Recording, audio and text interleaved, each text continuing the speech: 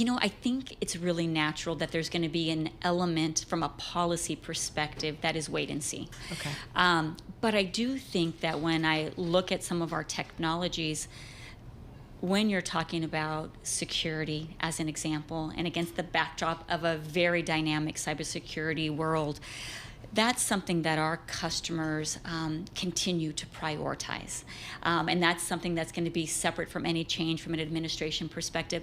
I also think as it relates to AI, our customers are getting more and more prepared. I would say on the web scale side, they're in it. They're working on the enterprise side. I think it's probably the prioritization of use cases for the future.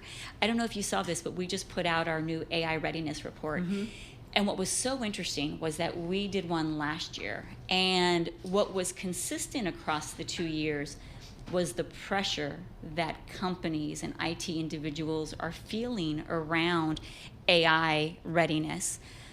But where we didn't see any improvement is around having the talent for the AI play, which is really fascinating. Sense, does it? No, and especially because 85% of the participants said that they feel pressure to have a plan within the next 18 months.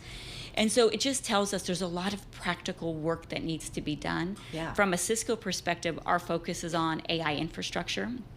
And that's something that will create a lot of demand from a network perspective, which is goodness as we move forward.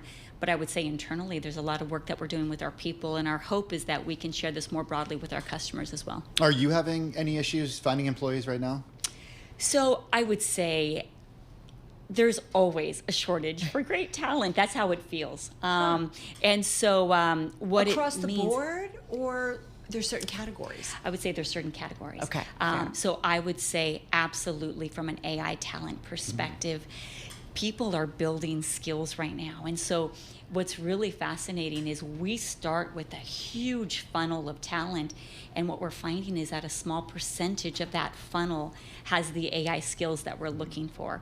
What that means on a positive side is that companies like Cisco have to build that talent internally, and it's going to create a lot of opportunities for our people. Feels like more companies are going to be very involved, right, in making sure their employees have the skills. Two quick things I want to get to. First of all, can we tell that you're getting ready to go overseas?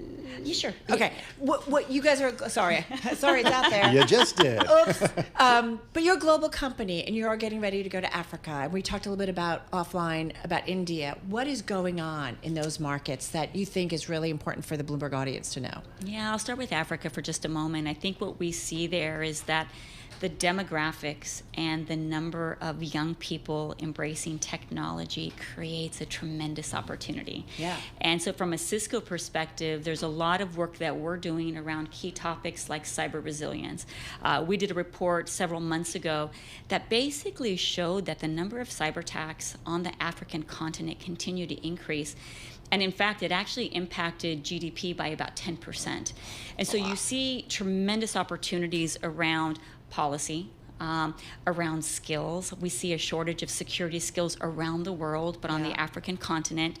Opportunities too, in that only 9% of cyber professionals on the continent are women. And so there's huge opportunities there. So a big part of my visit, in addition to the digital projects, is looking at how we can drive digital skilling on the continent. And then I would say from an Africa perspective, there's tremendous opportunity and growth.